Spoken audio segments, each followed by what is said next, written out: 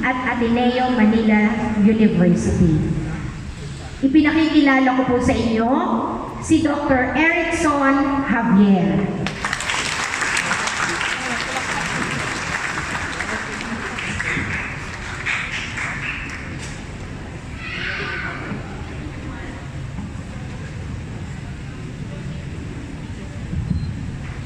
Magandang gabi po sa ating lahat.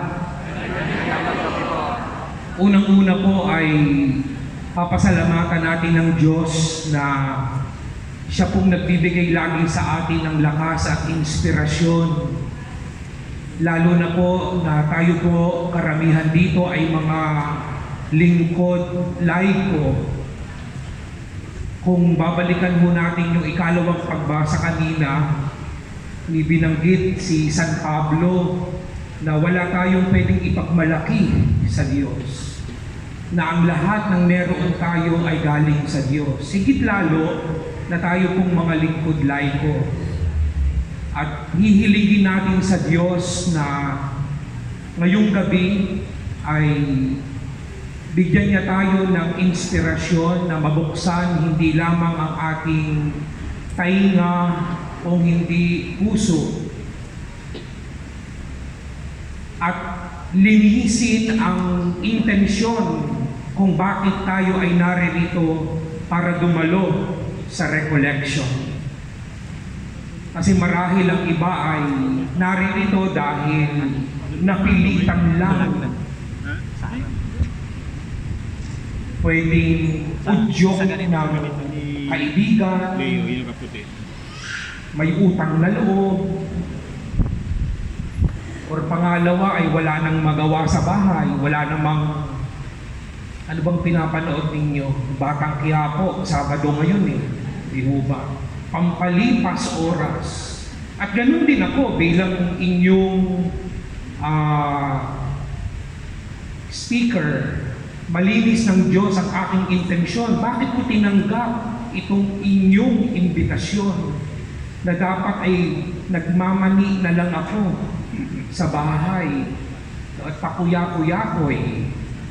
Lahat ng yan, anuman ang ating nasa isip, hayaan natin ang Diyos ang manguna upang tayo ay mabiyayaan at bigyan ng lakas na patuloy na makapaglingkod sa Kanya at sa Kanyang simbahan. Kaya, pwede ho ba nating palakpakan ng malakas ang ating Panginoong buhay?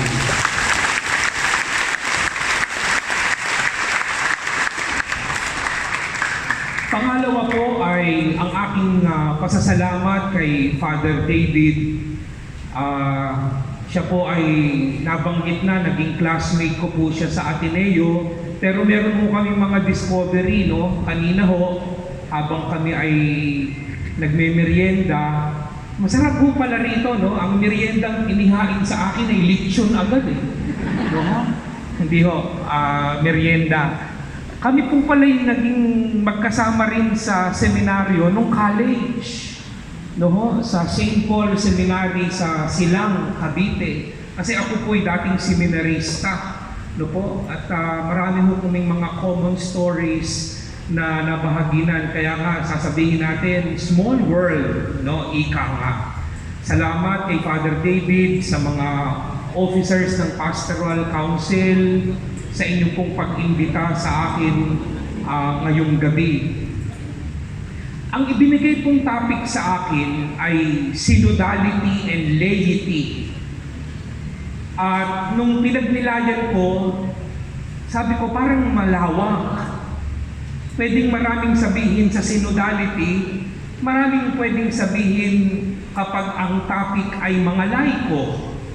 Kaya, nag-isip ako ng tema na kung saan pwedeng magkaroon ng focus, yung synodality at laity. At dinagdagan ko ng isang konteksto. Ang context ay Lenten, Quaresma. Kaya nga ang tawag ninyo ngayong gabi, Parish Lenten Recollection.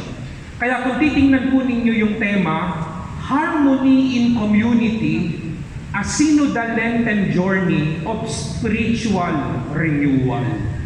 So, dalawa ang konteksto, synodality at at Lenten season. At ang objective ng synodality at ng Lenten season ay upang tayo, lalo ng mga lingkod laiko, ay magkaisa bilang isang komunidad sa pananampalataya. At magandang tignan na yung community dito na binabanggit ay hindi lamang community sa parokya, kung hindi yung community natin una sa loob ng pamilya. Pangalawa, yung komunidad sa ating lipunan, lalo na yung ating kapitbahayan.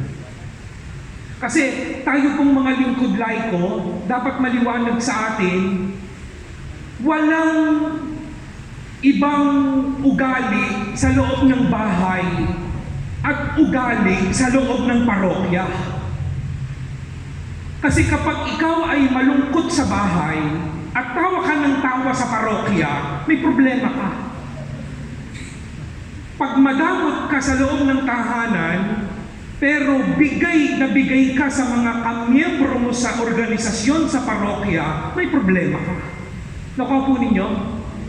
At hayaan natin na ang synodality at yung Kwaresma, tulungan tayo na makapagnilay upang magkaroon tayo ng authentic na pagkatao sa komunidad, sa pamilya, sa kapitbahayan at sa loob ng parokya. Okay ho ba yun? Wala ho kayong magagawa, yun na yun eh. No? Ako ho nag-isip na nun, okay. No? Tapos na po, kakain na ho kami ng hapunan. Magbibigay lang ho ako ng isang, naalala ko ito eh, totoong kwento ho ito, para mas maunawaan ninyo yung tema. Ito po'y totoo ho, hindi ho ito invento. Pasensya na ho kayo ho, kasi karamihan ng halimbawa ay kayo. Meron pong isang MBG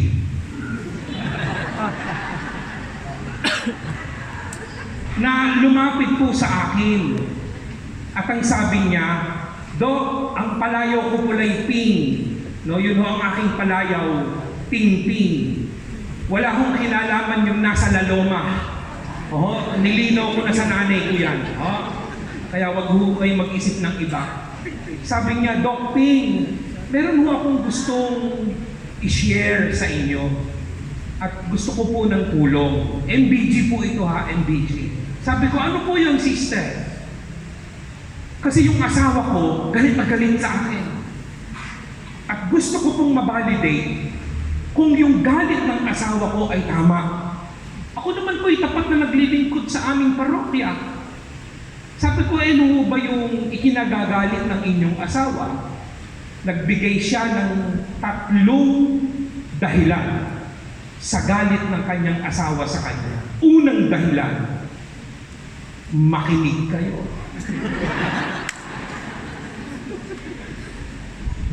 Lalakay yan eh, papunta ron.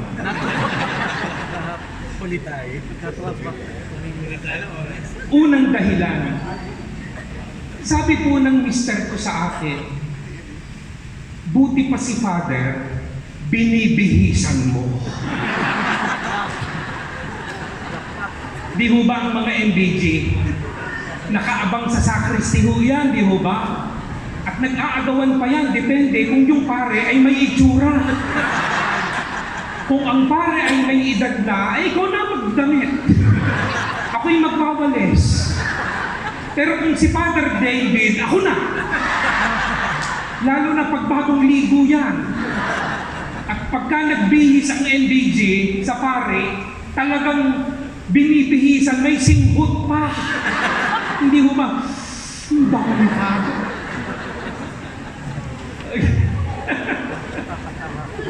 Yun ang una na sentimiento. Pangalawang sentimiento ng asawa. Ito daw ang sabi sa kanya, buti pa si Father, pinagtitimpla mo ng kape. Kasi nakita daw piyesta eh. Dahil yung parish priest ay nakaupo na, nag-aagawan yung mga MBT, sinong magkakain, kulang na lang subukan. Diba? Kape. At sabi ko, kailan nyo ba huling natimpla ng kape ang inyong mister? Oo nga ho, hindi ko na ho naaalala. Okay, ano po yung pangatlo? Ito ang pangatlo. Buti pa yung damit ng pari at mga gamit sa simbahan, nalalabhan mo. Pero yung damit nating madumi sa bahay, 1 linggo na hindi mo ginagalaw na marumi. At ang sabi niya sa akin, Doc Ping, anong masasabi mo rito? At ang sabi ko, huwag na muna ho kayong maglingkod. Harapin ninyo ang inyong asawa at ang inyong pamilya. Kasi maliwanag dapat yun sa atin. Sabi ko nga kanina, hindi pwedeng iba ang ugali ni MBG sa loob ng tahanan, sa labas ng tahanan, at sa loob ng parokya. Hindi pwedeng dapat magkakaiba yun. At kung ang paglilingkod mo sa parokya ay dahilan ng away sa loob ng tahanan, tumigil ka munang maglingkod.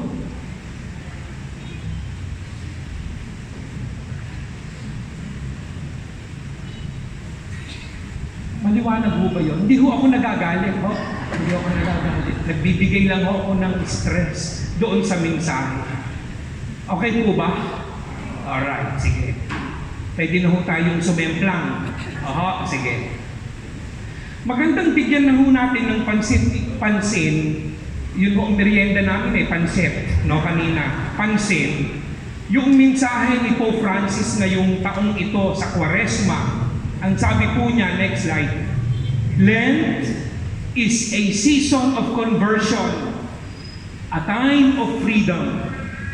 Jesus himself, as we recall each year on the first Sunday of Lent, was driven into the desert by the Spirit in order to be tempted in freedom. For 40 days, He will stand before us and with us, the incarnate Son. Unlike Pharaoh, God does not want subjects, but sons and daughters. The desert is the place where our freedom can mature in a personal decision, not to fall back into slavery. In Lent, we find new criteria of justice and a community with which we can press forward on a road not yet taken. End of quote. So, maliwanag na sinabi ng Santo Papa, ang panahon ng Kwaresma ay panahon ng pagpapanibago, pagbabalik loob sa Diyos, upang tayo ay maging malaya. At alam natin na ang panahon ng Kwaresma, kaya nga ang tawag natin ay Kwaresma, yan ay salitang Espanyol, na galing sa Latin na quadragesima, na sa Tagalog ay 40. 40, yun ang Kwaresma. At mahalaga ang Kwaresma, 40. Next slide. Yan. Dahil sa salita ng Diyos, sa Biblia, ang number 40 ay mahalaga. Maraming sipi sa Biblia na magsasabi sa atin ng kahalagahan ng number 40. Pero magbibigay lamang ako ng mga 4 na sipi because of the time. At magandang bigyan natin ng pansin. Kung ang Kwaresma, sabi ng Santo Papa, ay pagpapanibago ng sarili, pagbabalik loob sa Diyos upang makatagpo tayo ng kalayaan, then hayaan natin ang salita ng Diyos na may kinalaman sa 40, Kwaresma, na siyang magtasa sa atin. Yun ang kagandahan sa ating simbahan. Sa panahon ng Kwaresma, sa panahon ng 40, tayong lahat ay tinatasa. Parang lapis, hindi mo ba? Ang lapis, pag napurol, kailangang tasahan. Tayo, napupurol din tayo sa kasalanan na ating ginagawa. At ang panahon ng Kwaresma ang tumatasa sa ating kapurulan. At hayaan natin ang salita ng Diyos na tayo ay gabayan. Una, na halimbawa ng 40. Next slide. Pamilyar ho kayo dyan. Ito'y hango sa libro ng Genesis, chapter 6 to 9. 40 araw, umulan nung panahon ni Noah, hindi ho ba? Pero kung babasahin natin ang sipi, ang baha ay hindi agad humupa. Ang baha ay tumigil pa sa mundo ng halos 150 days. At alam natin ang kwento na ang baha ay patungkol sa paglilinis ng Diyos sa mga tao na hindi naging tapat sa Kanya. Alam natin ang kwento sa Lumang Tipan. Ito'y kwento ng Diyos ng pag-ibig ng Kanyang katapatan sa Kanyang bayan.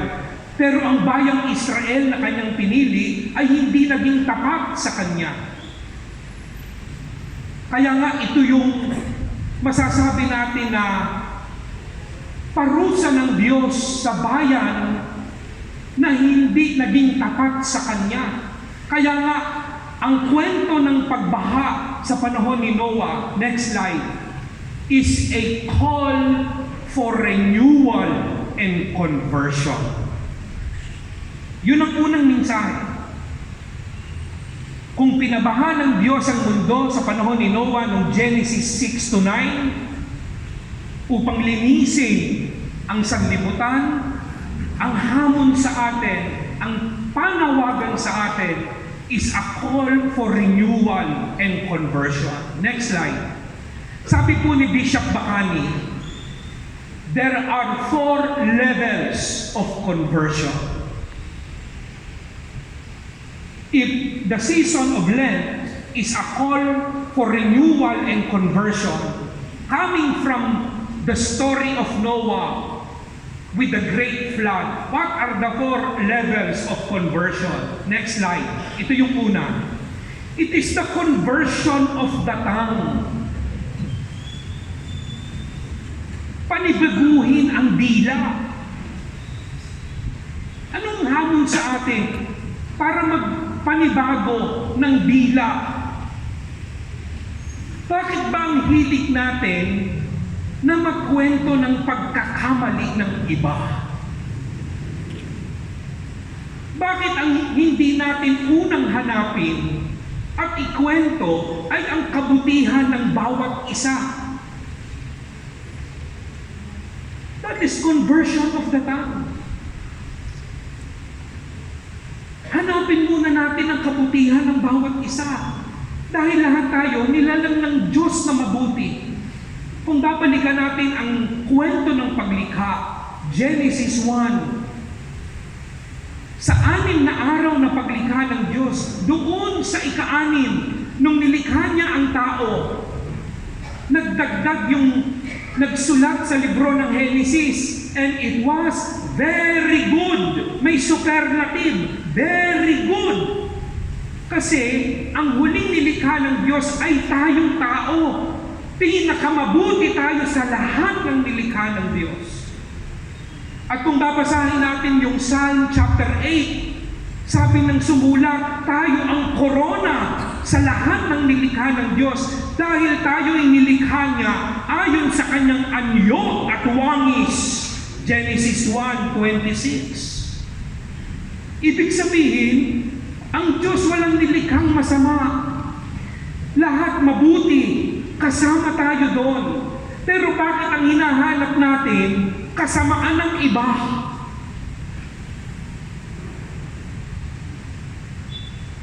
Conversion of the tongue.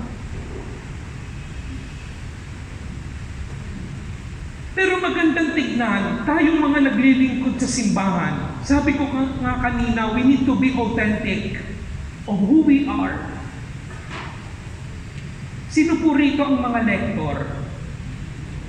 Ayan, gumagapang na di ba?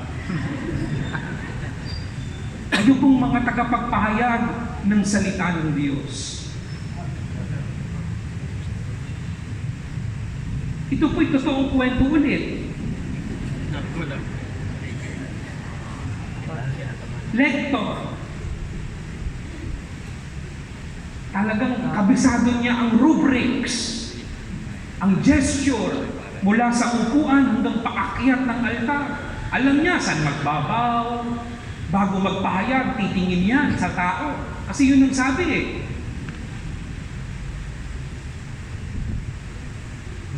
Unang pagbasa mula sa unang sulat ni Apostol San Pablo sa mga taga-Corinto. At sinabi ng Panginoon, galing. Tapos alam niya, may pause sa dulo. Bago niya sabihin yung ang salita ng Diyos, talagang titigil yan, mahinahon. Ang salita ng Diyos. Tugon naman tayo, salamat sa Diyos.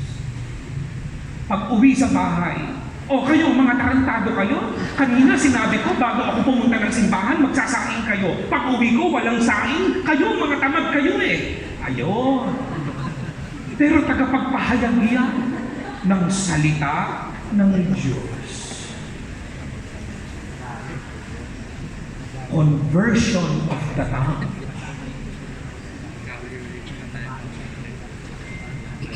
Ganon din po, totoong kwento rin ito sa mga lay minister. Gumagapang, di ba? Mamaya babalik ulit yan. Talaga naman, ang mga lay minister, di ba? Katawan ni Kristo. Titingin pa yan sa mata. Katawan ni Kristo. Pag hindi sumagot, amen. Ang katawan ni Kristo.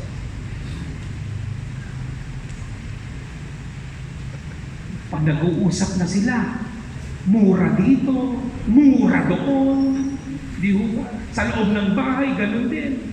Sasabihin natin, hindi, ano lang naman yun, mannerism, yung pagmumura. Pero ang pagmumura ay masama, hindi mo ba? Alam nyo ba bakit masama ang pagmumura? Kasi wala kang pagmamahal. Ang kabaligtaran ng mahal, mura. Ngayon nakakawa kayo. Dahil yun ang totoo. Kaya hindi dahilan na yun ay mannerism, na yun ay habit, yun ay nakagisna. Hindi, mali. Nakakalungkot, nagkaroon tayo ng 6 taon na presidente sa Pilipinas na mura ng mura. Problema ho namin sa paaralan, ang mga kabataan, mura din ang mura. Kasi ituturo nila, bakit po yun nagmumura? Bakit po ang nanay ko nagmumura? Bakit po ang tatay ko nagmumura? Conversion of the tongue.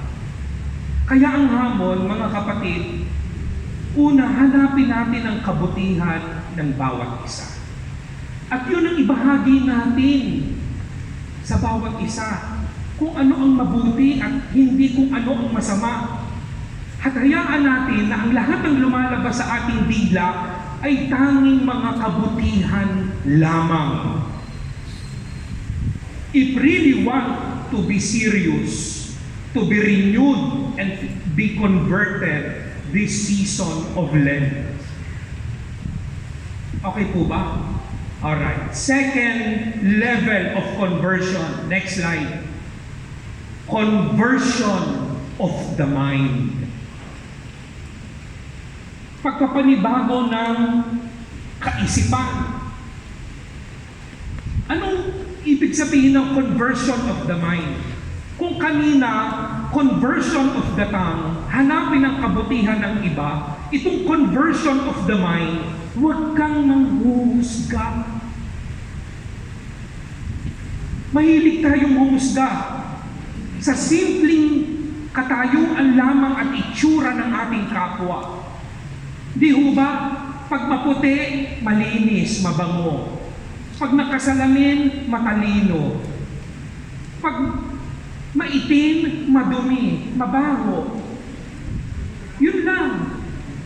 Very generalized. Pag tayo'y nanghuhusga. Pero wala dapat puwang sa ating isipan ang humusga. Naalala ko tuloy yung Ebanghelyo ni Jesus, alam ko ito'y galing sa Ebanghelyo nung kay Mateo, Marcos, Lucas Yung huwag kang manghusga, hindi ho ba? Yan ang sabi ni Jesus. At huwag mong tignan ang puwing ng kapwa mo sa kanyang mga mata. At ang translation dun sa Biblia ng Sambayan ng Pilipino, dahil ang una mong dapat tanggalin ay ang troso sa iyong mga mata. Nagulat ako doon. Natawa pa nga ako, troso. Baka nagkamali yung writer, yung translator. Pero nung tinignan ko sa ibang mga Tagalog version, troso. Kasi ang ni-stress siguro ni Jesus, napakagaling mo naman. Troso na nga ang nasa mata mo, nakakakita ka pa rin ng pagkakamali ng iba. Kaya magandang tignan mo muna ang iyong sarili bago ka manghusga. It's the conversion of the mind. Hindi ko alam kung practice po ito sa inyo sa mga organization. Lalo na kapag ka sa lector. O babalik. Hindi ko alam kung practice ito, pero sa ibang parokya ito ang practice. Yung bang pag-absent sa meeting, hindi nabibigyan ng assignment. Hindi ko alam kung practice nyo po yan, di ba? Kunyari, meron kayong monthly meeting. Pag nag-attendance o absent si Nena, o wag bigyan ng assignment, wala eh. Ang galing manghusga. Kasi absent, kaya wag nang bigyan ng assignment. May issue ako doon. Ang issue ko, tinawagan nyo ba si Nena kung bakit absent? Baka naman si Nena, nung patawid sa simbahan, nabundol ng tricycle. Nandyan sa Kalamba Doctors Hospital. At habang hinuhusgahan ninyo, dahil absent, huwag bigyan ng assignment, nag-aagaw buhay. Nakuha po kung ibig kong sabihin, conversion of the mind. Huwag munang manghusga. Ito, totoo ulit ito na kwento. Ito yung nangyari sa Talim Island. Kasi ako'y nagbigay ng recollection sa Talim Island. May misa din. May isang lay minister, habang nagbibigay siya ng komunyon, nakaliyag na ganon. So lahat ng taong tumatanggap, nakaganon. Siyempre, nakaliyag siya, yung tao nakaiwas. Sabi ko, bakit yun yung lay minister na yun? Diba?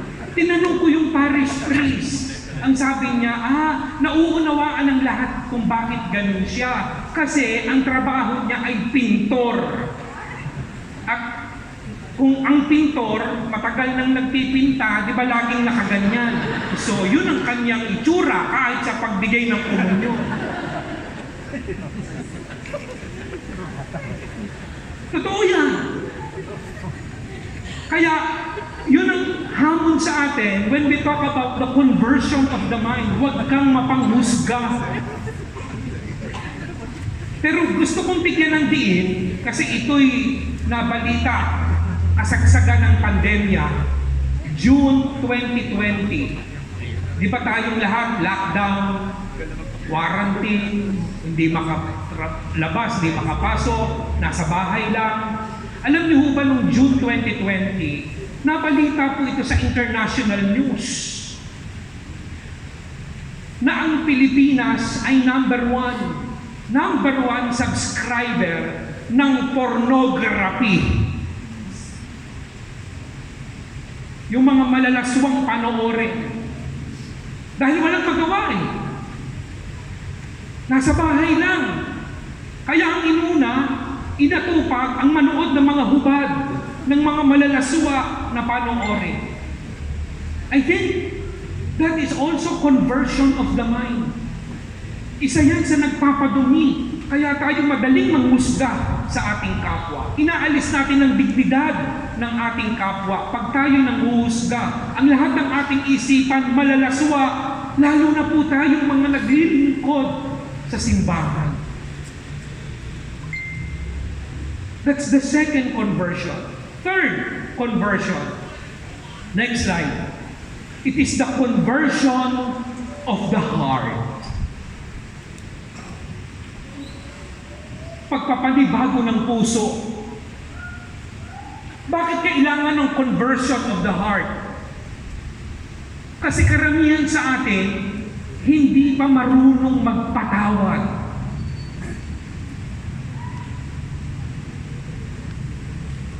Una, kailangan meron tayong patawarin sa ating mga sarili. Kaya siguro tayo hindi makapagpatawad kasi meron pa tayong hindi na hihingi ng tawad sa ating sarili, lalo na sa mga nakaraan. Sabi nga po sa psychology, lahat daw ng galit, lahat ng poot, lahat ng masamang ugali na meron tayo ngayon, nakaugat yan nung tayo ay mga bata pa lamang. At yung mga karanasan natin nung tayo'y bata, yun ang dapat nating hilumin upang tayo'y gumaling kung ano ang diferensya natin sa ngayon. Magbibigay ako ng halimbawa. Naalala ko ito Nung kami po ay nagkaroon ng unang anak, ang pangalan ng aking panganay ay Andoy. Nung siya'y lumalaki, mahilig ko siyang paluin.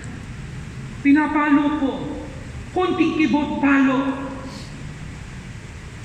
Pag maingay, palo.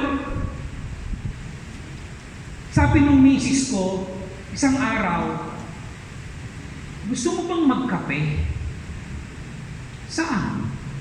Starbucks. Wow! Sige, sinong maglilibre? Ako nagyaya. Libre kita. O sige. O pili ka, kahit anong gusto mong kape. Gusto mo, bumili ka pa nung, ano tawag doon? Hindi kayo pumupunta ng Starbucks?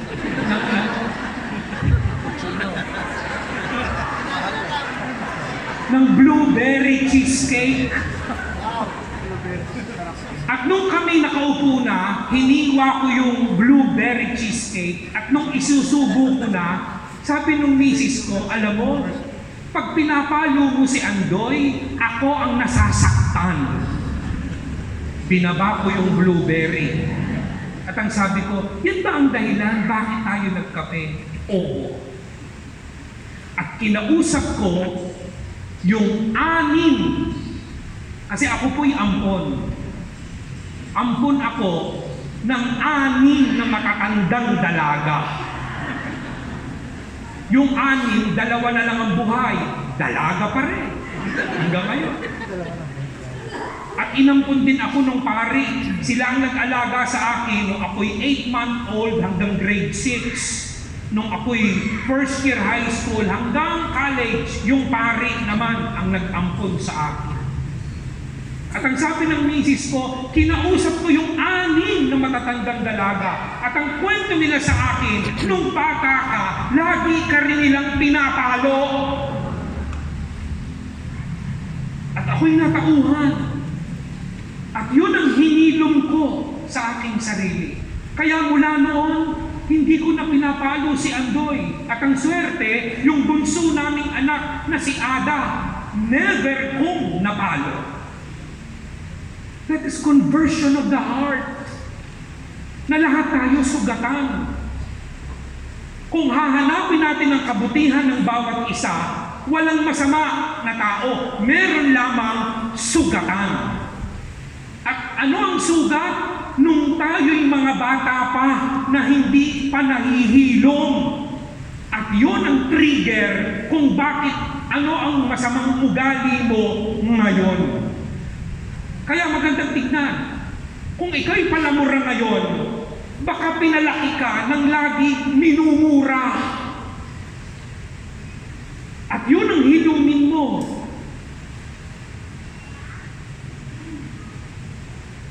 Hindi ulit ako galit. Nakapaliwanag lang po.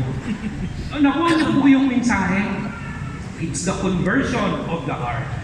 The last level of conversion, under the call for renewal and conversion from the great flood, Genesis 6-9. It is the conversion of and from the depths. Anong ibig sabihin nun?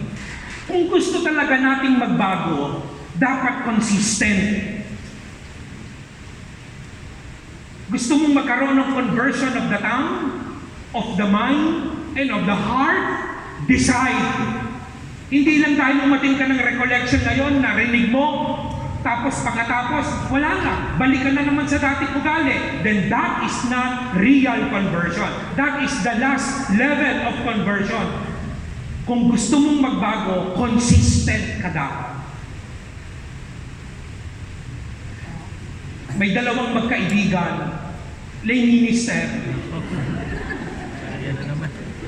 Sabi nung isang lay minister, pare, ayoko nang uminom. Kasi pag ako'y umiinom at ako'y nalalasing, namumura ko ang pamilya ko eh. Hindi ko mapigilan ang aking bibig. Minsan nasasaktan ko asawa ko. Kaya ayoko na pare, hindi na ako ganun ba pare? O sige, tutulungan kita na makapagbago ka. At habang sila'y naglalakad, nag-uusap, sabi nung isa, pare, dadaanan natin yung paborito nating bar. Eh yan ang gusto mong inuman eh. Paano ba yan? Hindi ganito pare. Sabi ko sa iyo, tutulungan kita eh. Ipikit mo ang iyong mga mata para hindi mo makita yung bar na dadaanan natin. Sige pare, pikit na. Aalalayan kita. Pumikit.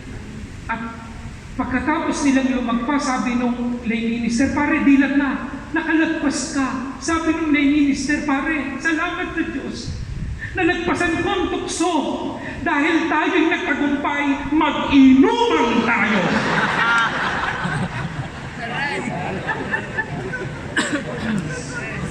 Consistency of conversion. Okay pa ho kayo? Alright, sige. Ikalawang 40. Ito'y hango sa libro ng Exodo. Next slide. Kung babasahin natin yung buong libro ng Exodus, ito'y kwento na kung saan hindi araw, taon ang iginugol ng mga Israelita sa disyerto upang hanapin lamang ang lupang pangako. Alam nyo, pinagnilayan ko yan eh. Sabi ko, bakit naman sila inabot ng 40 taon? Napakatagal naman. Mahina ba si Moises sa direksyon? Kinamatayan na nga ni Moises. Hindi ho ba? Alam nyo, ang mensahe, bakit inabot ng 40 taon? Makikita rin natin sa kwento ng Exodo. Anong kwento? Kasi ang mga Israelita, reklamador. Hindi ho ba tayo ganun din minsan? Inilagay ang salamin. Maya-maya, nasaan ang salamin ko? O ikaw, dito pa lang nilagay eh. Nawala na. Ikaw kasi kung saan-saan mo nilalagay ang mga gamit, pati salamin ko, dinamay mo. O ikaw din. Wala na nga kayo na itutulong sa bahay eh. Iwinawala na pa yung salamin ko. Sabihin ng mga anak, ay yan po, ito pala. Tama po ba? The more we complain, diba?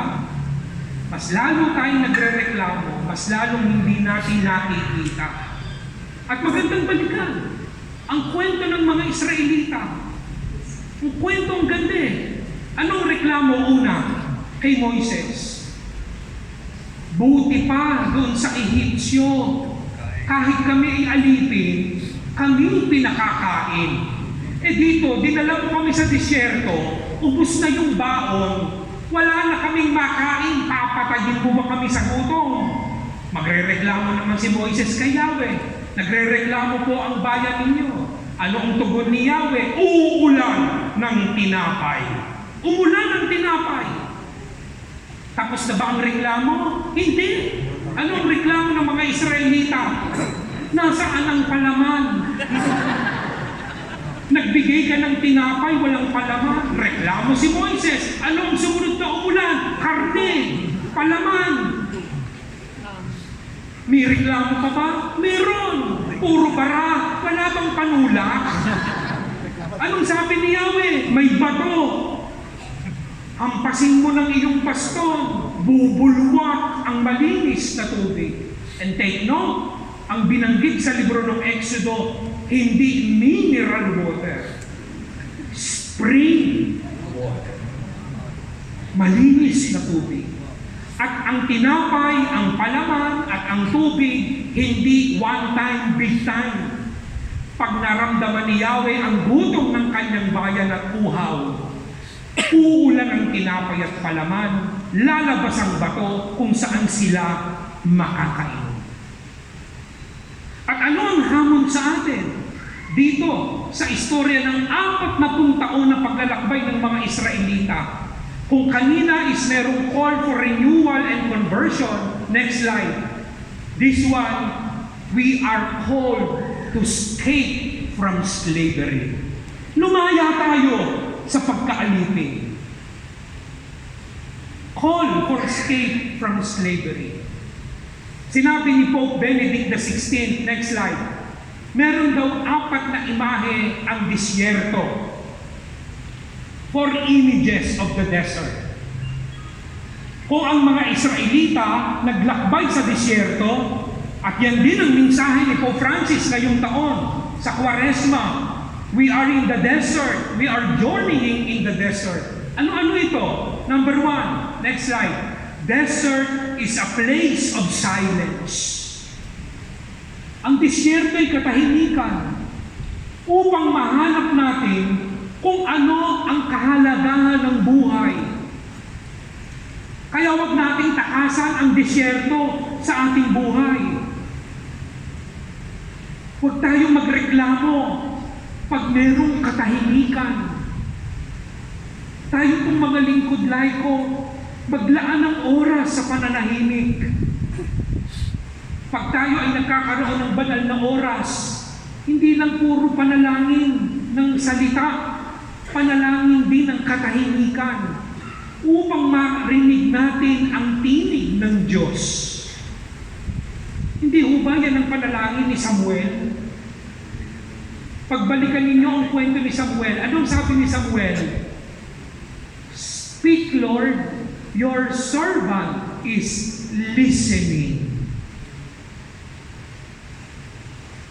At pag binaliktad niyo yung salitang listen, ang lalabas na salita, silent. Kaya tumahimik si Samuel kasi ang katahimikan ay ang boses ng Diyos. Pero most of the time, pag tayo ay nagdarasal, ito ang sinasabi natin, listen, Lord, your servant is speaking. We do a lot of talking. Hindi pa nga tayo lumuluhod nagsasalita na tayo. Lord, pengi, may kumpara pa. Bakit po siya? Ako ganito. Yung kapitbahay po namin adik, yumayaman. Ako po'y naglilingkod, 20 taon na, dukha pa rin. Moment of silence. That is desert. Second image. Desert, according to Benedict, is a place of poverty. Anong ibig sabihin nito? Be contented. Maging kontento ka kung ano ang meron ka. Kaya hindi ka mapanalo ng Diyos sa loto. Kasi alam ni Lord na pag nanalo ka, iiwan mo na ang Our Lady of Fatima Church kasi magtatago ka na.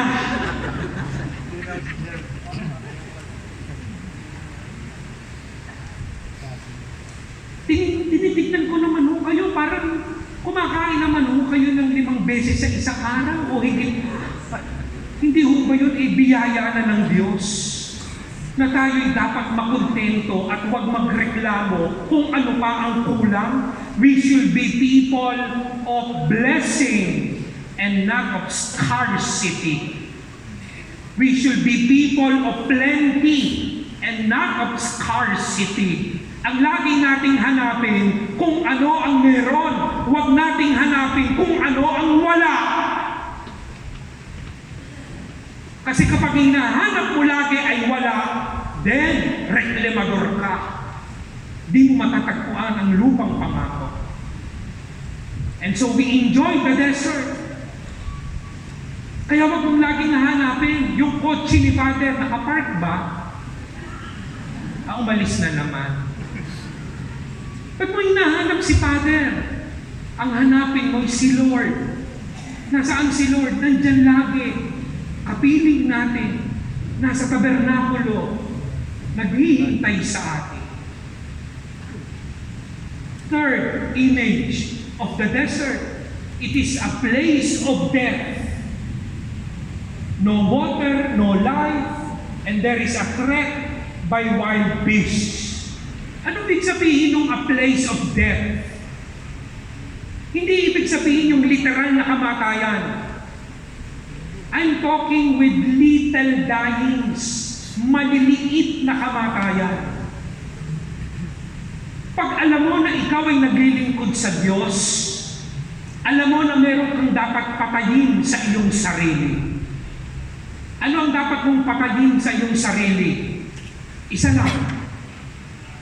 Ang laging maging tunay na saksi ng Diyos sa katotohanan. Tunay na saksi sa katotohanan. At yun ang pinakamahirap na hamon sa ating mga lingkod laiko. Hindi niyo ba napapansin? Ang hirap mag-recruit ng bagong members. Pag nag-announce, nangangailangan ng bagong miyembro ang greeters and collectors. Bagong miyembro ang MBG. Bagong miyembro ang sakristan. Bagong miyembro ang iba't ibang organisasyon. Alam niyo kung bakit walang pumapatol? Kasi ang sasagot nila, yun ang kasama mo sa pamilya, hindi mo ma-recruit kami pa. Unahin mo muna yung kasama mo sa bahay na ma-recruit. Tapos ang sasabihin natin, kaya hindi ko sila ma-recruit kasi ayaw nila, kaya ako na lang ang naglilingkod para sa aking asawa na lasinggero at sabongero, sa aking mga anak na pasaway, kaya ako naglilingkod, tinitiis ko ang lahat para sa kanila. Hindi totoo yan. Kasi una, hindi ikaw ang Mesiyas. Hindi ikaw ang tagapagligtas. Meron kang dapat gawin sa iyong pamilya, and that is little dying. Maging saksi. Sabihin ng iba, kami magme-member dyan. Iba nga ugali niyan eh. At yun ay napakalaking hamon. Lalo na pag tayo ay nasa sarili nating mga tahanan. Paano natin pag-iisahin ang ugali natin habang naglilingkod? At ikaw bilang asawa, bilang anak, bilang kapatid, at higit lalo, bilang kapitbahay. Ito'y totoong kwento ulit. Sa isang parokya, magkaaway, isang greeter and collector, at saka isang Legion of Mary. Ang bahay nila ay nasa isang iskinita. Ang pinag-aawayan, isang dangkal na lupa. Isang dangkal. At ang masaklap pa, silang dalawa, hindi lang magkasama sa simbahan, magkapatid pa. Sasabihin nyo, tagapaglingkod kami. Pero pag uwi ng bahay, puro puot, puro galit. Where is little dyings? O, titigil na ako. Next is the place of solitude. Desert is a place of solitude wherein we are faced with temptations of life. To choose sin or to choose God. Anong ibig sabihin nun? We should always persevere. Ang paglilingkod natin sa simbahan, walang hinihintay na kapalit. Amen? Meron ba ritong lektor na swelduhan? Kumukubra sa parish office? Wala. Meron ba ritong lay minister na nagta-time in, time out? Wala. Attendance lang yun. Lahat tayo dito, volunteers. Volunteers. At kung tayong mga volunteers, kusang loob na tayo'y naglilingkod. At kung kusa tayo na naglilingkod sa simbahan, walang reklamo. And we should always embrace this image of the desert, of place of solitude. A place wherein we are faced with a lot of temptations. And so we are asked, persevere. Persevere. Kasi alam natin, kung tayo'y tapat na naglilingkod, ang biyaya na ating tatanggapin ay hindi dito sa lupa, kung hindi ang makapiling ang Diyos. Next, third, number 40. 40 days, still in the Old Testament, in the book of Exodus. O sulat niya, no? 34, 28, 35.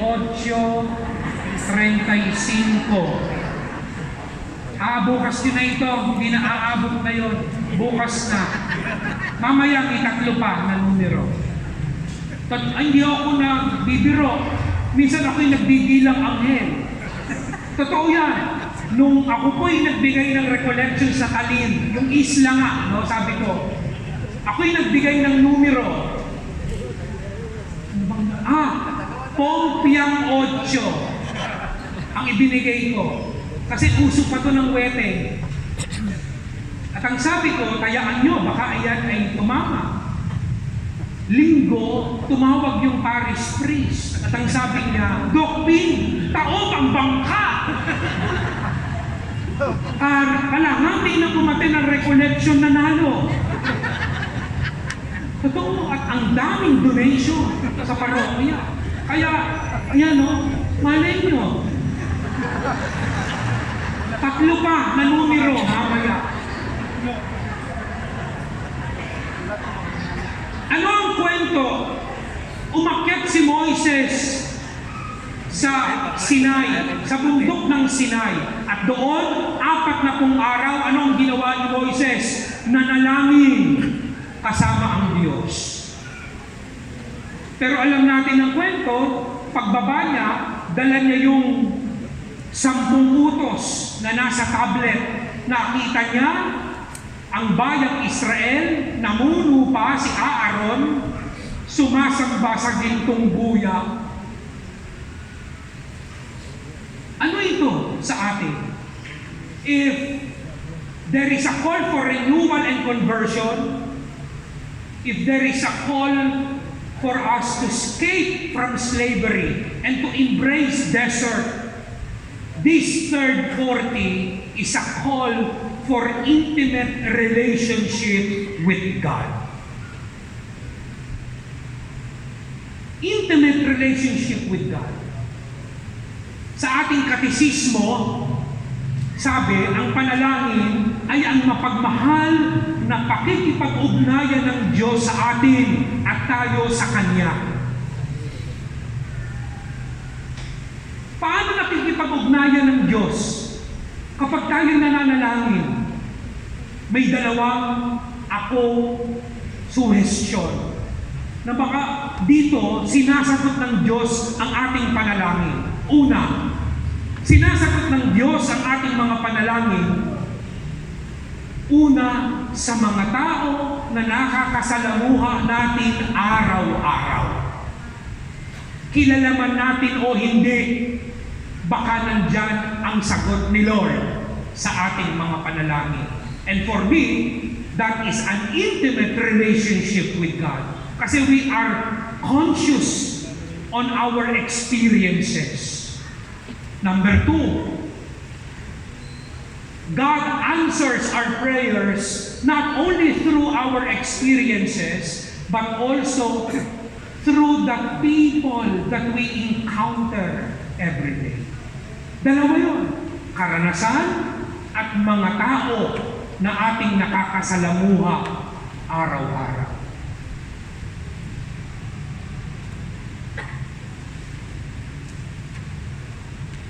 Ako po'y ampon, sabi ko nga, no? 8 buwan nung ako'y iniwan ng aking ina sa aking ama. Ako ang bunso. Tingnan nyo, pag marites, tahimik kayo, no? Ayan. Bigla kayong tumahimik pagka chismisan No? Kanina pagka conversion, ang ingay, no? O sige, tuloy ko yung marites. 3 kaming magkakapatid, puro kami lalaki. Ako ang bunso. Naiwan kami sa aming ama. Dahil ako ang bunso, dahil ang cute-cute ko na ako ang pinamigay sa 6 na matatandang dalaga. At sila ang nag-alaga sa akin. Yung 6 na matatandang dalaga ay mga 3rd cousins ng aking ama. Sila ang nag-alaga mula 8-month-old hanggang grade 6. At nung ako'y grade 6, ako'y nagsakristan sa aming parokya. Dahil ang cute-cute ko noon, sabi nung parish priest, gusto kitang ampunin. Pag-aaralin kita, high school. Pero ang gagawin mo, ikaw ang tagabukas at tagasara ng simbahan. Ikaw ang tagalinis ng simbahan. Sige po, Father. Pumayag ako kasi maraming pagkain sa kumbento. Maraming pagkain. At siya ang nag-alaga sa akin hanggang high school. At nung ako'y high school, 4th year high school, 1995, first time ko na nagkaroon ng crush. Crush.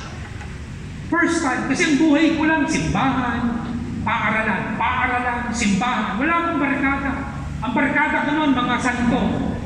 Yan, mga imahe. Ako ang tagalinis. Wala pang core polisher no, bunot pa. No? Kung saan parokya ma-assign yung pare, sama niya ako. At first time ko na nagkaroon ng crush. Sabi ko, napakaganda naman ng babaeng ito. Kasi ang ngipin niya may bakal. Sabi ko, ang ganda, may bakal ang ngipin. At iba-iba ang kulay. Sabi ko dun sa kaibigan ko, classmate ko yan kilala mo ba yung babae na yan? Sabi niya, oo. Pakilala mo naman ako, first time kong nakaramdam nito. First crush ko siya since birth. At talaga, sige, walang problema. Ako bahala. Christmas break, December kasi yun January, pagbalik namin sa school, sila na.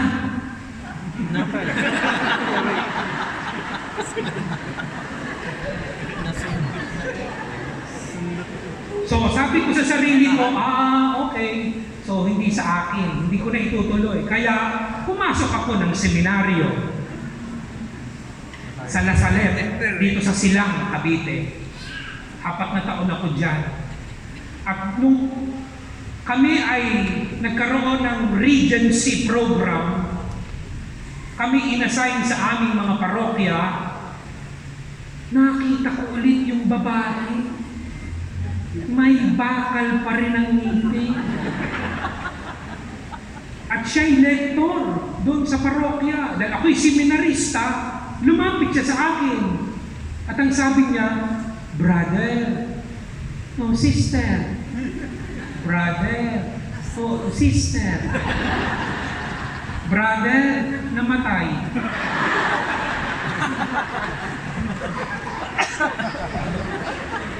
Sister,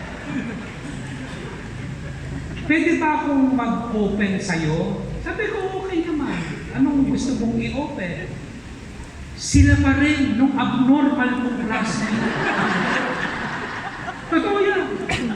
At naka-4 na sharing siya sa akin. 4 na sharing.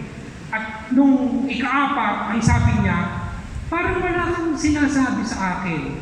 Wala ka bang advice, brother? At ko sa tingin ko, parang wala naman. Sa tingin ko, dapat lang akong makinig. Ganon. Kahit isang advice lang. Kung anong sa tingin mo sa mga kwento ko sa'yo. Ay ko, ganun ba advice? Sandali tumingin ako sa langit.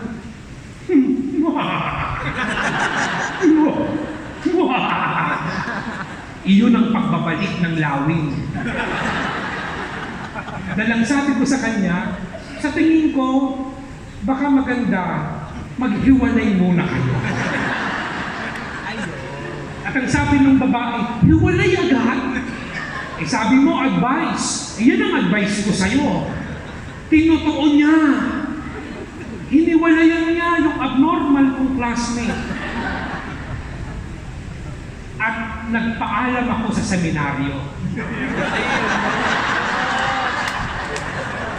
At tingnan, pag marites, buhay na buhay kayo. Kanina sa disyerto, nakaganon na kayo. Mga abnormal talaga kayo. At ang sabi ko dun sa aking rektor, naalala ko pa yan, hawak ko pa yung walis tambo. Good morning, Father. O Erickson, why? Go to your assignment. No, Father, I want to talk to you for a while. Oh yes, Erickson, why? Father, allow me to leave the seminary for 1 year. And why? Because I fall in love with the same girl I fell in love with 4 years ago. Sabi ng rektor, ganun ba? Okay. Ganito gawin mo. Pumanik ka sa kwarto mo, maligo ka. That's the correct word. Totoo yan. Totoo yan. Kaya pag nagkikita kami nung pari na yan, nasa California na siya eh. Ang tawag ko sa kanya si Father L. Anyway, I courted the girl. Niligawan ko yung babae, may bakal pa rin ang ngipin. Sinagot niya ako after 4 months. At hindi naging madali. Kasi ako, pinalayas ako ng 6 na matatandang dalaga. Kasi feeling nila ako ang misiya sa buhay nila. Di ba? Gusto nila ako'y maging pare. Para sila'y guminhawa ang buhay. Pinalayas nila ako. Naghanap ako ng trabaho. Yan, una kong trabaho, yung Pasig Catholic College. Hanggang ngayon, 24 years na ako dyan. Nag-dorm ako. At nung sinagot ako ng babae after 4 months, naging kami for 7 years. But after 7 years, we got married. Siya ngayon ang asawa ko. My first girlfriend and my first... Kasi tungkol sa pag-ibig, nagpapalakpakan kayo.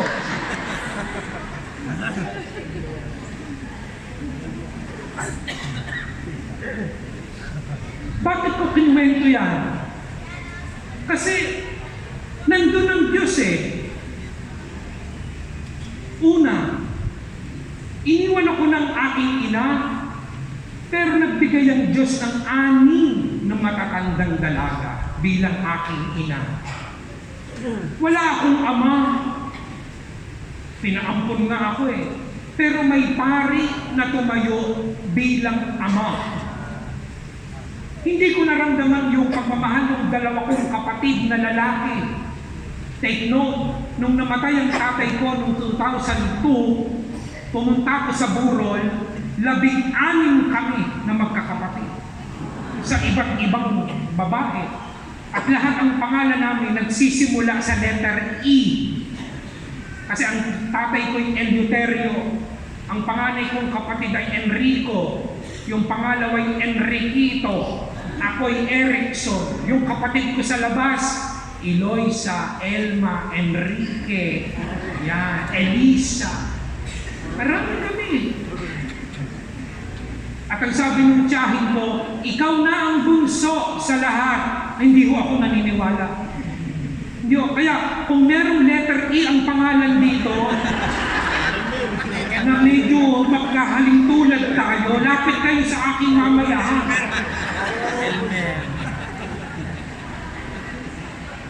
Hinayaan ako ng Diyos na makapasok sa seminaryo, 4 na taon, para maramdaman ko ang pagmamahal ng tunay na kapatid.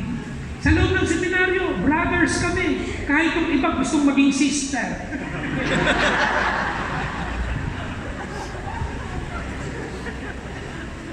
Pero hindi ako ginawang pare ng Diyos.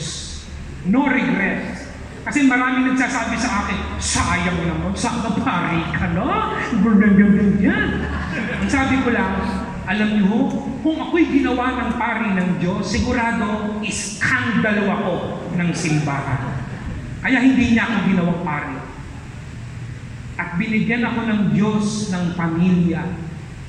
At ang mensahe sa akin ni Lord, bubuuin kita kung saan ka sira.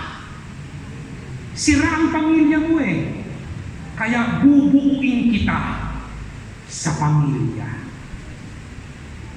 At yun, yung konkretong sinasabi ko sa inyo kanina, if you want to have an intimate relationship with God, just like Moses in Mount Sinai, reflect on your daily experiences and the people that you encounter every day.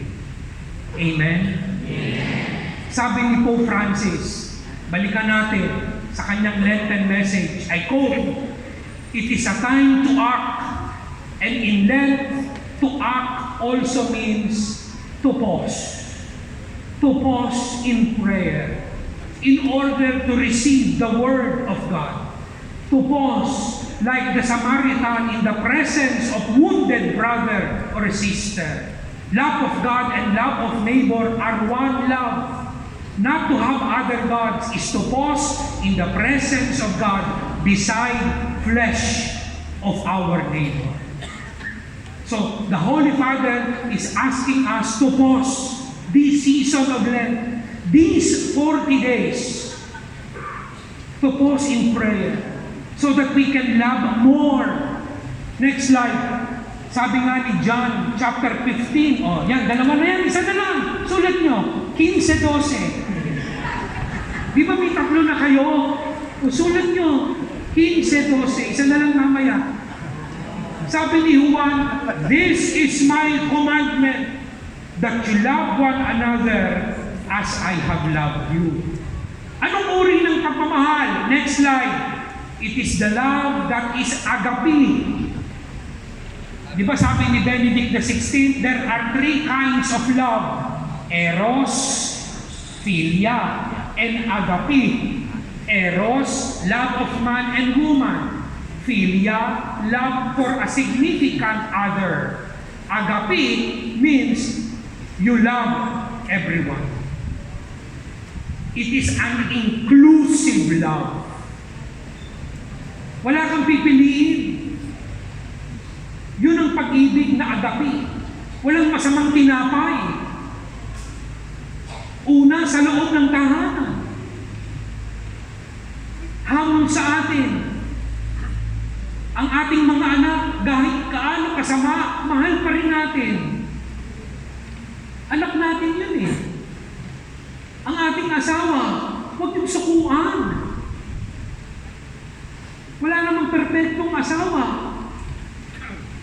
Ang taong nagbabago. Dati kung ang katawan ng asawa ng babae ay sakto.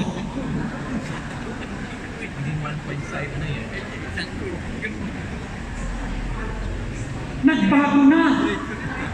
Naging ano na siya ngayon? Coke in can. Zero pa.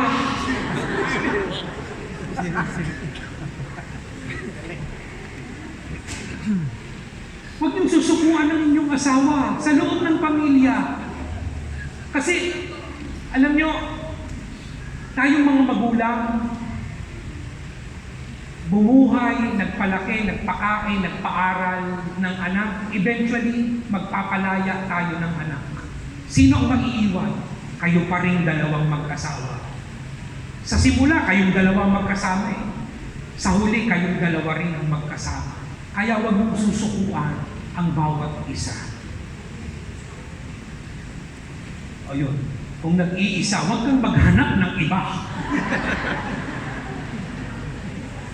Mahalin mo pa rin kahit na ang iyong asawa ay namayapa na. Ang sagot ay hindi humanap ng iba. Naalala ko tuloy yung best friend kong pari. No? Sabi niya, Ting, may problema ako sa nanay. Bakit? Ang tatay, sabi ng nanay, tuwing 2:00 ng madaling araw, kalabit ng kalabit. Anong problema dun sa kalabit ng kalabit? Alam mo na kung ano yun. Bakit hindi mo sagutin? Hindi ko naman alam kung paano sagutin. Ikaw may asawa ka. Kilala ka naman ng nanay at ng tatay. Ang nanay niya ay 60 years old, ang tatay niya ay 65 years old. Sige, sabi niya, magse-set up ako ng isang tanghalian sa bahay. Pumunta ka ha, at ako ang magsisimula, tapos ikaw na ang bumangka. O sige, di kain. Habang kumakain, sinipa na ako ni Father Best Friend. Nay, sabi ko, napalitaan ko, ang tatay gawin kalabit ng kalabit sa inyo tuwing 2:00 ng madaling araw. Ay, oo, tama. Ako inis na inis. Lagi akong puyat. Nanay, ba't ayaw niyong patulan? Kaya niyo pa ba? Oo naman. Kayang-kaya ko pa. Pero, sabihan mo yung tatay mo, kasi ang tawag ko rin sa kanila, nanay at tatay eh. Pero sabihan mo rin yan sa tatay mo, una, bago kumalapit, magsuot ng pustiso.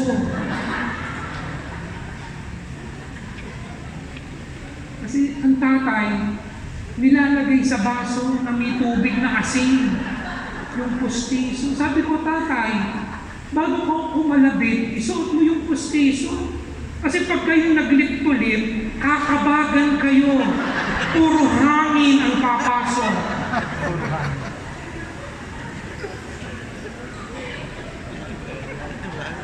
Pangalawa, sabi ng nanay, sabihan mo dyan tatay mo, bago kumalabit, magpulbos. Kasi hindi yan naliligo bago matulog. Among lupa. Ay ko, tay, papatulan naman kayo ng nanay. Magpulpo daw kayo kahit sa kilikili lang. Para bumango-bango. Agapi. Pag lumabas ka ng tahanan, agapi sa inyong kapitbahay. Mahirap ng mahirap yan eh. Hindi ho ba?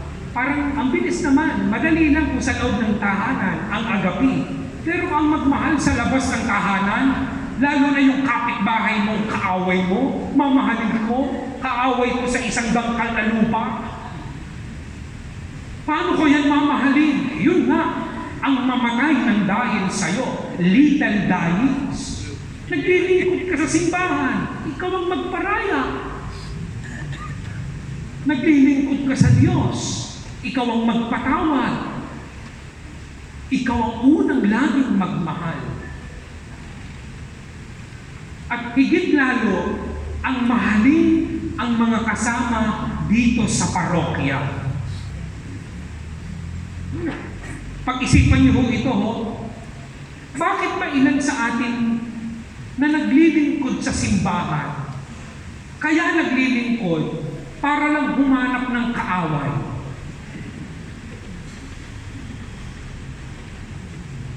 Ang tagal ko na rin sa karanasan sa parokya, high school pa nga ako eh. Itong observation ko, naglilingkod, pero gusto niya marami siyang kaaway. Gusto niya marami siyang mga ka-conflict. Di ba ang hirap pag naglilingkod ka, nag-iiwasan kayo? Magtatawagan pag meeting, tatawagan yung kaibigan, aatin ba yung bruhan na yan sa meeting? Kasi kung aatin yan, hindi ako aatin. Tapos magdadahilan pa yan, lalo lang akong magkakasala. Hindi totoo yun. Nag-rationalize ka pa. Ba't hindi ikaw ang unang gumawa ng paraan para kayo'y magkabati? Tapos sasabihin mo, hindi naman ako ang unang nagkasala. Di huwag kang maglingkod. Di ba sabi yan ni Jesus? Love your enemies and pray for those who persecute you. And that is perfect love. Kahit na hindi ikaw ang nagsimula, ikaw ang magpatawad, yun ang pagpapakumbaba. That is agape.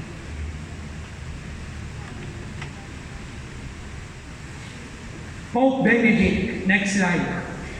In 2000 message, sabi niya, I quote, "The term agape, which appears many times in the New Testament, indicates the self-giving love of one who looks exclusively for the good of the other."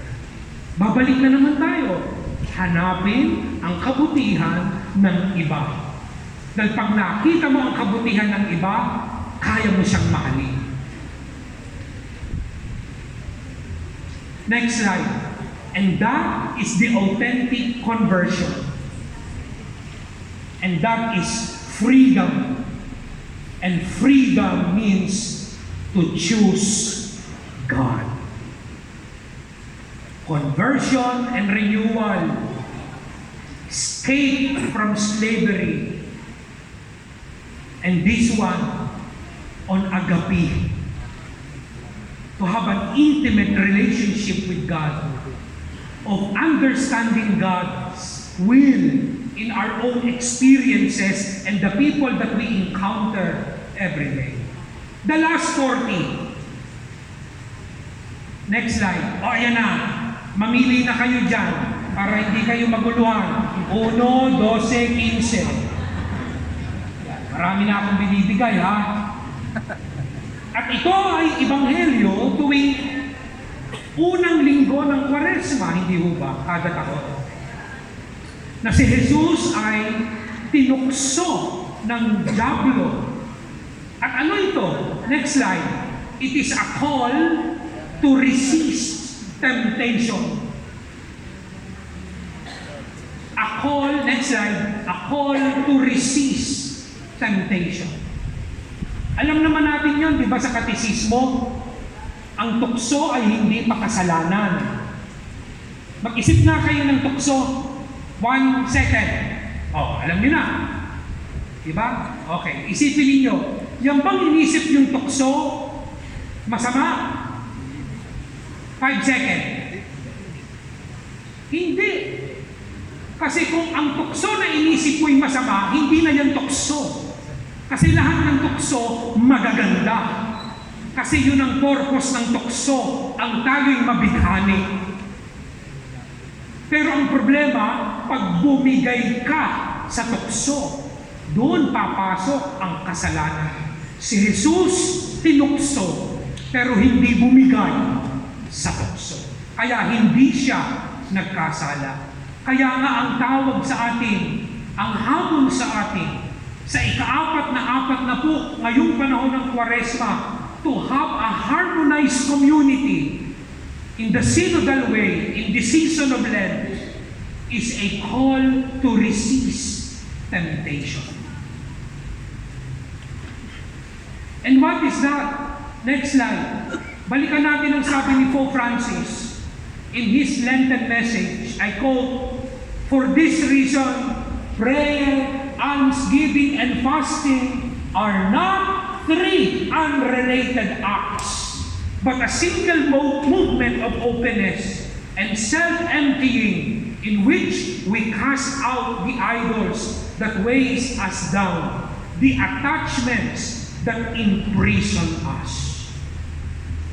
We want to be free from temptation. We want to overcome temptation. Then follow these 3 pillars of Lenten season. Ano yan? Next slide. These 3 practical acts of love. Almsgiving, prayer, and fasting. Alam na alam yan. Yan ang 3 haligi ng Kwaresma. Yan ang tutulong sa atin upang ma-overcome natin ang tukso. Una, almsgiving. From Matthew 6, anong sabi ni Mateo? When you give alms, do not let your left hand know what your right hand is doing, so that your almsgiving may be secret. Next slide. Anong sabi ni St. Leo the Great? The 2 wings on which our prayer mounts up to God, forgiveness and offenses, and alms to the needy. Kung gusto natin ang ating panalangin umakyat sa langit, ang magpatawad at ang mag-alay kapwa. Yan ang unang haligi. Sabi ni Mother Teresa, let us heed her words by saying, next slide, I see God in every human being. When I see waste, I feel angry on the inside. I don't approve of myself getting angry. Next slide. Ano pang sabi niya? The biggest disease today is not leprosy or tuberculosis, but rather a feeling of being unwanted, not being loved, not being appreciated. And that is poverty for Mother Teresa. That's the first. Ang magbigay. Huwag kang puro pakabig. Ilan sa atin nag-donate? Kaya pala nag-donate? Kasi may interest pabalik. Yung iba sa atin, ang galing-galing mag-donate. Yung pala hindi na pera yon, pera ng iba. Pero pag ikaw ang nagbigay, dapat marunong kang mawalan. Dapat marunong kang maubusan para maranasan mo kung ano ang nararanasan ng humihingi sa'yo. And when you give alms, for sure, God will reward us. Di ba sabi ni Jesus, siksik, liglig, at umaapa.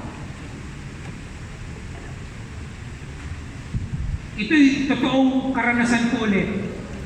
Meron ho ba rito mga apostolada ng panalangin? Yung apostleship of prayer. Wala. Pero alam niyo yun, di ho ba? Yung mga naka-violet na palda at puti sa taas. Isang First Friday, nagmisa ako sa isang parokya malapit sa amin. Doon ako umupo sa likod. Nakita ko yung mga apostolado ng panalangin, nakaupo dyan sa harapan, sama-sama. At nakita ko, dun sa grupo nila, si Aling Lita. Si Aling Lita, maliit lang yan, medyo kuba. Si Aling Lita ay labandera nung pari na umampon sa akin. Kaya kilala ko siya, sabi ko, si Aling Lita, buhay pa pala. At apostolado na ng panalangin. Di tuloy ang misa. Pagkatapos ng homily ng pari, habang nagpapanalangin ng bayan, yung isang miyembro namigay ng sobre sa lahat ng apostolada. Si Aling Lita, nung inabutan, gumanon. Ako po'y observant na tao. Alam ko na rito yung inip na inip sa inyo, yung uwing-uwi na. Umuwi na kayo. Malayo pa pinanggalingan ko, kaya inaano ko talaga, sinusulit ko itong lakad ko ito. No? Sa kami, hapunan pa kami.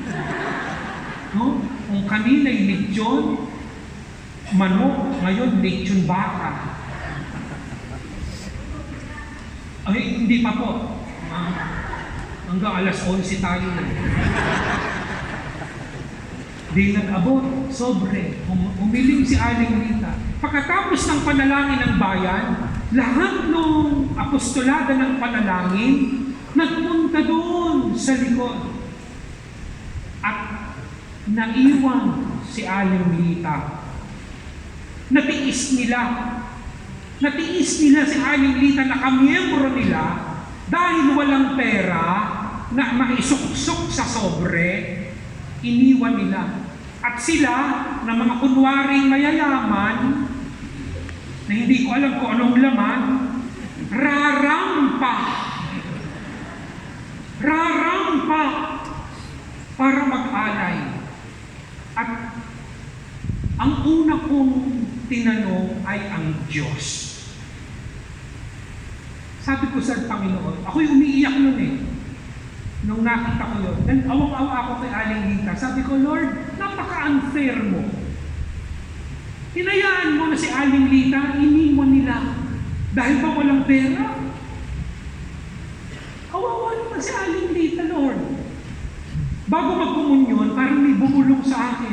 Alam ko sinod yun. At ang bulong, napaka-arte mo. Paiyak-iyak ka pa. Ba't wala kang ginagawa? Naku, natauhan ulit ako. Ay ko, Lord, sorry po, patawad. Ako po'y nagkasala sa inyo. Patawad po, patawad. Kailangan meron akong gawin. Pagkatapos ng misa, pumunta ako sa harapan nila. At nilakasan ko yung boses ko, Aling Lita! Di lahat sila tumingin. At kilala niya ba ako? Sabi niya, Ping, nasaan na si Father Raul? Yun yung nag-ampun sa aking pari. Nasaan na si Father Raul? Naku, Aling Lita, ang assignment niya ngayon ay nasa Quiapo, Assistant Parish Priest. Nandun po siya ngayon sa Nazareno. Sabihin mo kay Father Raul, kaya ko pa ang maglaba. Kaya ko pa. Wala akong pera eh. Kaya ko pa. Ay, Aling Lita, hindi. Huwag na kayong maglaba kay may edad na. At dumukog ako sa aking bulsa. Ito, nilakasan ko lalo. Pinarinig ko dun sa mga abnormal. Mga miyembro, Aling Lita, sa'yo ito, ha? Sa'yo ito. Huwag mong ibibigay kahit kanino, ha? At panata ko, bibigyan kita lagi. Panata ko yan ngayon. Inaabutan ko si Aling Lita. Paglabas ko ng simbahan, nag-message sa cellphone. Yung aking spiritual director, si Father Sid Marinay. At ang sabi ni Father Sid, Ping, sa kanyang text message, pumunta ka sa parokya sa linggo, hanapin mo si Sally, may iaabot siya sa'yo. Sige po, Father, thank you. Ala ko trabaho.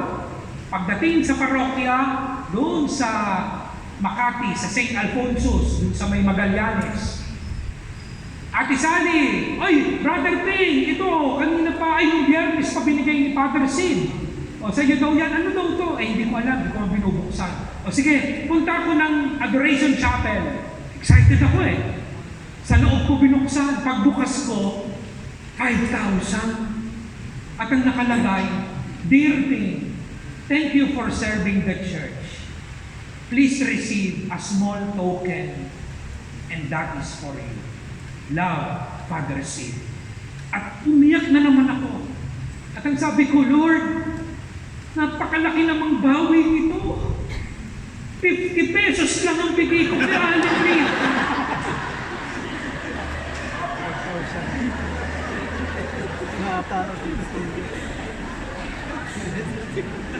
Ano ang kwento? Pag ikaw nagbigay, huwag kang humingi ng kapalit. Hayaan mong si Lord ang gumawa ng paraan para bumawi sa iyong binigay. Amen? Amen. Pangalawa, next slide, prayer. Ito, talagang gutom na ho ako. Mamadaliin na natin. Prayer. O, yan. Matthew. Ayan, Pompiang. Pompiang 6. O, di ho ba? Saklayan. Tuhog. O, yan. Ano ang sabi ni Mateo sa 6:6? Pray to your Father in secret, and your Father who sees in secret will repay you. Next slide. Anong sabi ni San Agustin? By almsgiving and fasting, we add wings of fervor to our prayers so that they move easily up and reach God. Next slide. And this is again from Pope Francis. Anong sabi ni Pope Francis sa kanyang Latin message? He requests us that these coming months, we need to pray.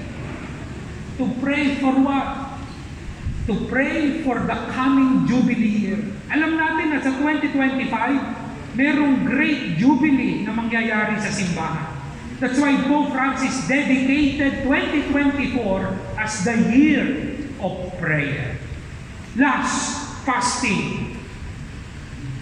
Matthew 6:16 to 18. Hide the fact that you are fasting, and your Father who sees what is hidden will repay you.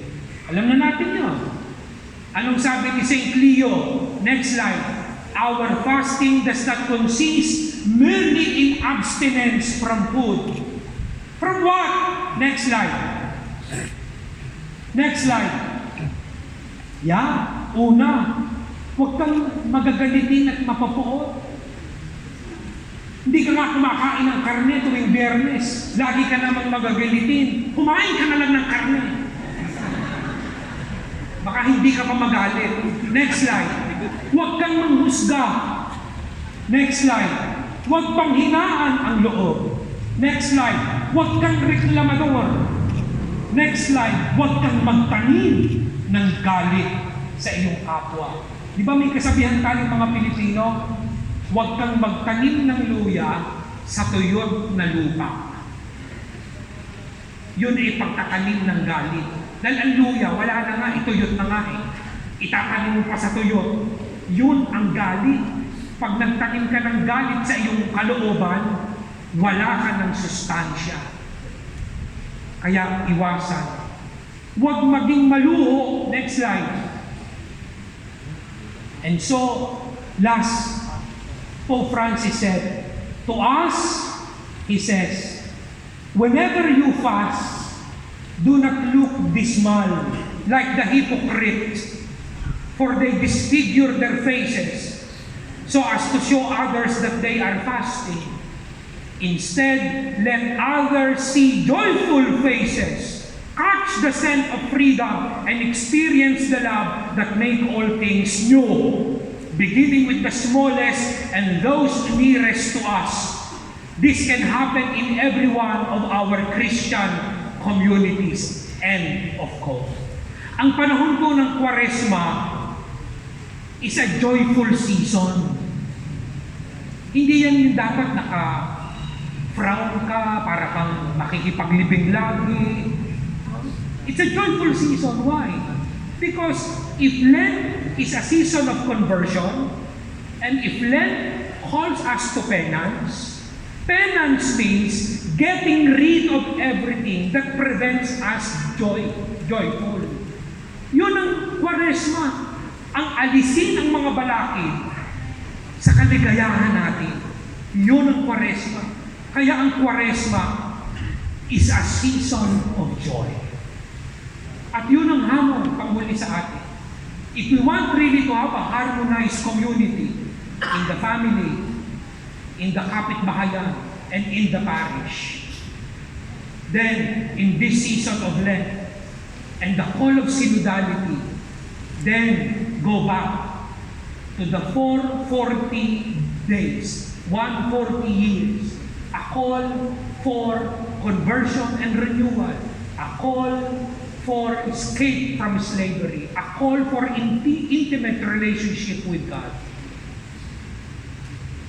Then follow the three disciplines of Lent, of almsgiving, of prayer, and of fasting. 2 questions, last slide, for reflection as you go home. 1, what discipline of Lent am I challenged to practice? 2, what concrete action am I called to do, not only during this Lenten season, but always so as to be an authentic disciple of Christ? May isang lalaki naglalakad yan sa, ano ba tawag niyo yan? Anong street yan? Lawa Street. Ang pangalan ng naglalakad ay si David. At habang naglalakad si David, siya ay naiputan ng ibon sa mata. Alam niyo ipon? At nung naiputan si David, tumigil siya. Malagkit. Pababa yung ipon. Nung malapit sa ilong, naamoy, mabantot ang ipon ng ibon. At biglang sumigaw si David at ang sabi niya, Lord, maraming salamat, walang pakpak ang mga baka.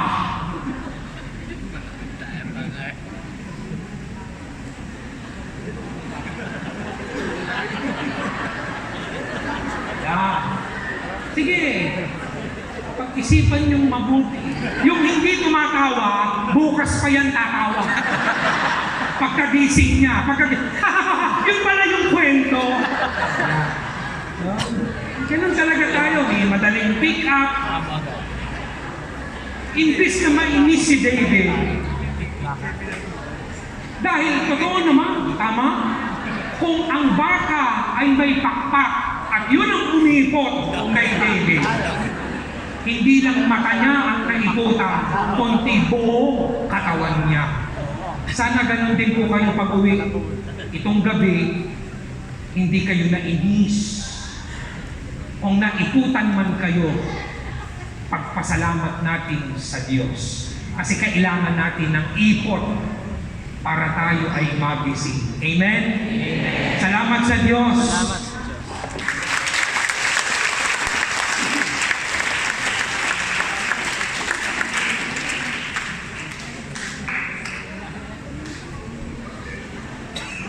Ubus na yata ang battery, Doc. Okay po, palakpakan po natin muli si Dr. Erickson Javier. Mula po sa ating isang lay, for the first time ay nanguna sa ating recollection ang isang lay. Ano po? So on behalf of our parish priest, Reverend Father David Ores Jr. at ang kanyang katuwang na pari, nakita ko kanina dyan, si Father Enal Atienza. Maraming salamat po, Dr. Erickson Javier, for taking your time to be with us today. Galing pa po siyang Pasig, pero maaga siyang dumating kanina. Palakpakan po natin muli si Dr. Erickson Javier. At maraming salamat po, kitang-kita natin ang participation ng iba't ibang organizations and ministries para sa ating Lenten Recollection. Do not forget, kung hindi pa kayo nakakapag-sign, mag-sign po kayo bago umuwi kasi i-review ni Father ang ating attendance para sa ating Lenten Recollection. No? Talagang we are in all colors. Ang gaganda ng kulay natin ngayong gabi. Ano po? So hindi na natin iisa-isahin. Maraming salamat po. Ingat po sa pag-uwi and reminder, bukas po may PPC at PXC meeting ng mga coordinators. Ano po? So, tinatawagan po si Father David. Nandiyan pa ba si Father Enal? Ayan, para bigyan ng pagkilala at pasasalamat ang ating guest speaker for tonight. Pawisan-pawisan, mainit po ba dito sa lawa, Dok? Ayan, tinatawagan natin si Dr. Erickson Javier. Ayan po. So bilang pasasalamat po, tanggapin niyo po ang munting regalo mula sa parokya ng Our Lady of Fatima Parish. Okay, palakpakan po natin. It's good.